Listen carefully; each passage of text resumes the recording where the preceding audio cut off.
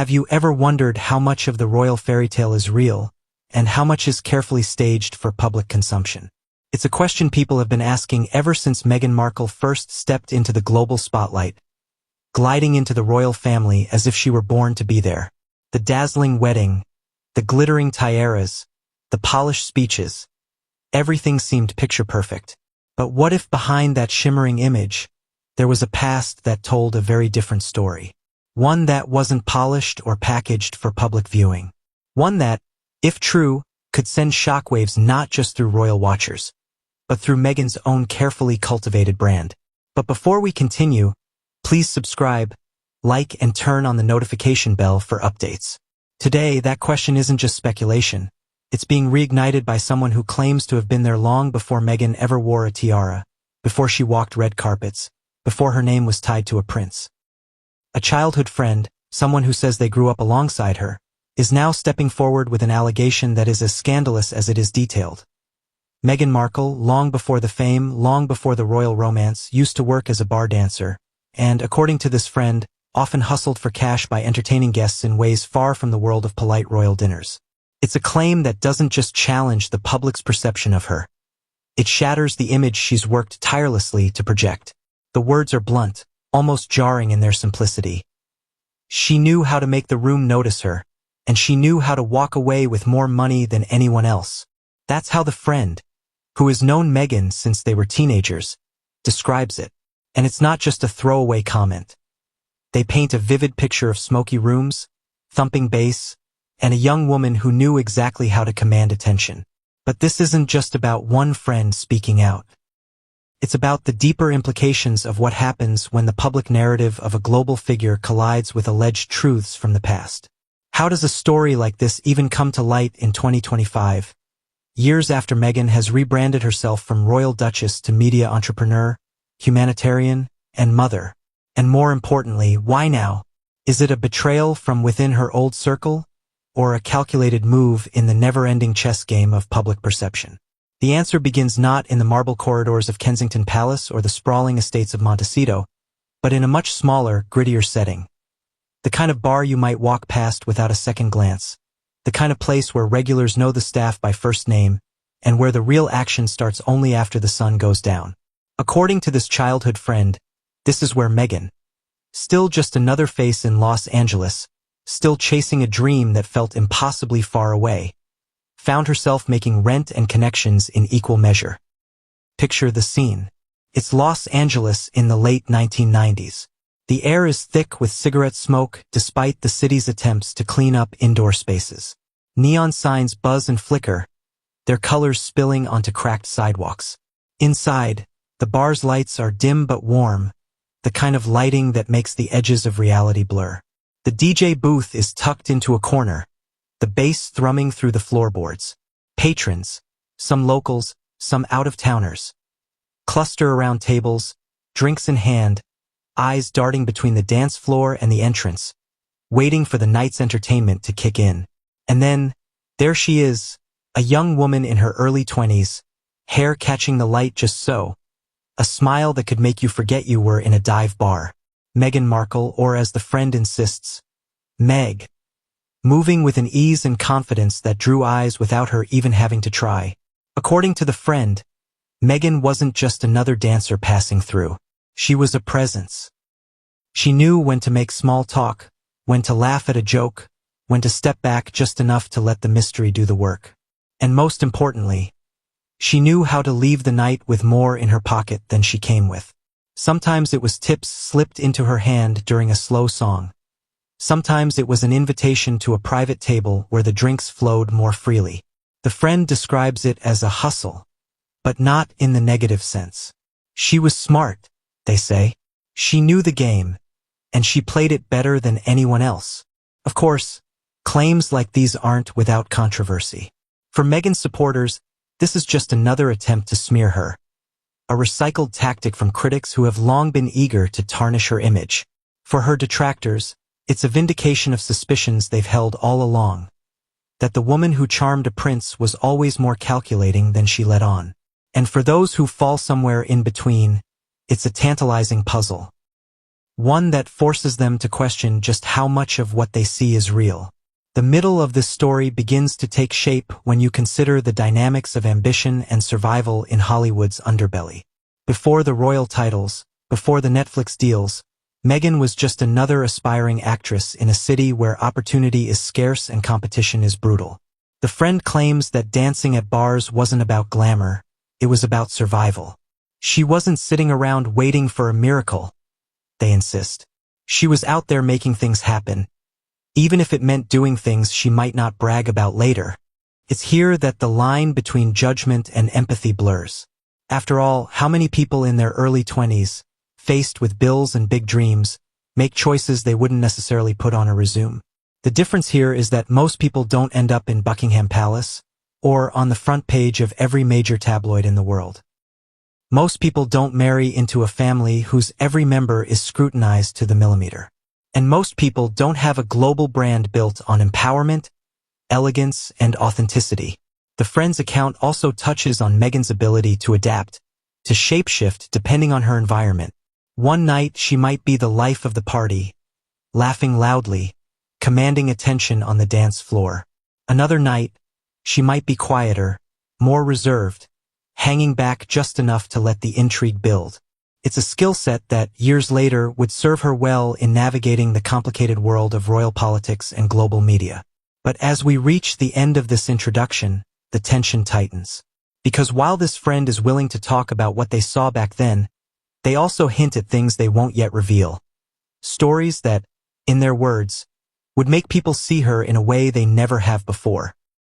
They suggest that the bar dancing was just one piece of a larger puzzle, one that includes late-night meetings, whispered deals, and connections that, if traced, could change the narrative entirely. So here we are, standing at the edge of a story that could either be dismissed as gossip or embraced as revelation. A story that begins in the neon haze of a Los Angeles night and stretches all the way to the marble floors of a royal palace. By the time we're done, you'll have heard every detail this friend is willing to share, every memory they're ready to put on record. You'll have the chance to decide for yourself. Is this just another tabloid headline dressed up for clicks? Or is it a glimpse into the real Meghan Markle? The one the cameras never caught? One thing's certain. Once you've heard it all, you won't look at the Duchess the same way again. If you've ever been told that the people who know you best are the ones who knew you before you made it, you'll understand why the identity of Meghan Markle's childhood pal has become the heartbeat of this revelation. This isn't some anonymous voice hiding in the shadowy corners of internet gossip forums. This is someone who says they have been there since the start. Someone who knew Meghan before the film sets, before the royal protocols, before the polished speeches and curated public persona. In their telling, they were part of Meghan's inner circle in the years when dreams were still raw and untested, when the gap between ambition and reality seemed like an impossible canyon to cross. The friend's name, at least the one they're willing to have published here, is Leah. It's not their full legal name, but it's the one they say Meghan would recognize instantly. According to Leah, they first met Meghan in the hallways of Immaculate Heart High School in Los Angeles, a private all-girls Catholic school where the daughters of lawyers, doctors, and rising Hollywood hopefuls walked the same polished floors. Meghan, even back then, stood out, not because she was loud or flashy, but because she carried herself with a kind of quiet confidence that suggested she was always thinking 2 steps ahead. Leah remembers their first conversation vividly. It wasn't about schoolwork or mutual friends, it was about travel. She asked me where I would go if I could get on a plane tomorrow, Leah recalls. I said Paris. She said London. And I remember laughing, because it wasn't just a fantasy for her. It was like she was already planning how to make it happen. That kind of forward-looking vision became a theme in their friendship. While other girls obsessed over prom dresses and weekend plans, Meghan was mapping out a life she insisted would be bigger than anything Los Angeles could offer. According to Leah, Meghan's teenage years weren't a straight line to success. She was ambitious, yes, but she was also strategic. She didn't just want to be famous, Leah explains. She wanted to be admired. That was the difference. Fame can be fleeting, but admiration, respect, that's harder to lose once you've got it. And she knew that. But here's where Leah's account begins to shift from fond nostalgia into territory that would later become tabloid gold. Because while Meghan's high school years included theater productions and volunteer work, the kinds of resume-friendly activities that fit neatly into a duchess's backstory, Leah says there was also a side of her that was restless, impatient with the slow grind of building a career. By the time they were both in their early 20s, Meghan and Leah had drifted into the same social orbit outside of school. They weren't just grabbing coffee or catching up on campus gossip. They were navigating Los Angeles nightlife, a scene where opportunity could come in the form of a chance conversation at a bar, as easily as it could from a casting call. It was in this phase, Leah says, that she saw Meghan begin to experiment with ways of making quick money that didn't involve clocking into a day job. She wasn't reckless, Leah insists. Everything she did was calculated. She understood the value of presence, of being in the right place, looking the right way, talking to the right people. Leah claims that Meghan's entry into the world of bar dancing wasn't some dramatic fall from grace. It was a pragmatic choice. A friend of a friend, already working in the scene, mentioned a spot that needed new dancers. Not exotic dancers in the strictest sense, but performers who could blend charm, style, and energy to keep guests spending money. It wasn't sleazy the way people think, Leah says, but it was, let's just say, it wasn't the kind of job you'd put on your LinkedIn profile. Meghan, according to Leah, weighed the pros and cons, asked a lot of questions, and then decided to try it. Just for a few weeks, she allegedly said. But those few weeks turned into months. Leah describes nights where Meghan would glide onto the small stage in a cocktail dress. Her movements timed perfectly with the beat of whatever the DJ spun, her smile hinting at stories she'd never tell. She could make a whole table of men feel like they were the most interesting people in the room, Leah says, and she could do it without giving away anything real about herself.